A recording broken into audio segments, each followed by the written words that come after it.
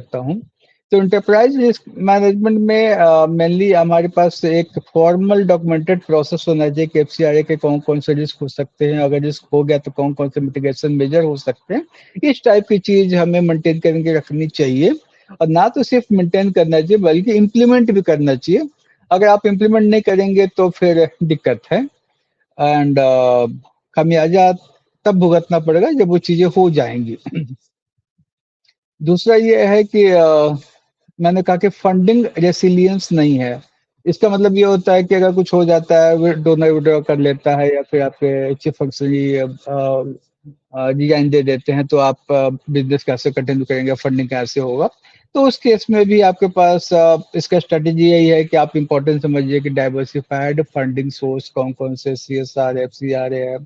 कोई भी फंडिंग आपका 30% से ज़्यादा नहीं होना चाहिए, चाहे वो सीएसआर हो या एफसीआरए हो या जो डोमेस्टिक रिसोर्स मोबिलाइजेशन के भी क्या स्ट्रैटेजी है, सब अलग-अलग होना चाहिए। आई एम नॉट सेइंग कि कॉर्पस बनाना आसान है, बट कुछ हद तक ऑर्गेनाइजेशनल रिजर्व होने चाहिए कि कम से कम 1-2 महीने, 3 महीने की अगर फंडिंग की तरफ से डिले भी होता है, जैसे हमने देखा है कि अप्रैल हर साल में मार्च तक का पैसा सीएसआर को वापस करना पड़ता है या यूटिलाइज़ करना पड़ता है और अप्रैल 10 तक 20 तक भी पैसा आता नहीं, तो अप्रैल महीने में थोड़ी-सी एडजस्टमेंट करनी पड़ती है।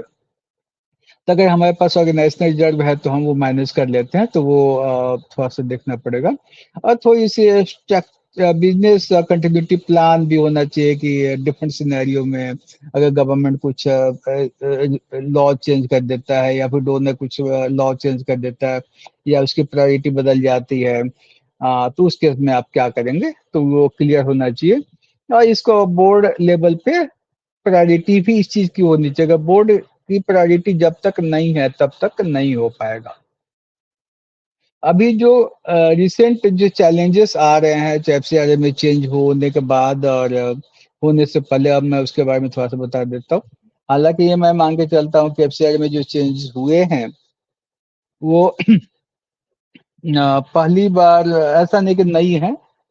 यस देखने में नया लगता है, लेकिन मुझे लगता है कि वो नए नहीं है। जैसे चीफ फंक्शनरी कौन है? सीईओ पहले भी चीफ फंक्शनरी थे बोर्ड मेंबर्स के अलावा, आज भी हैं। हाँ, सीएफओ, सीओओ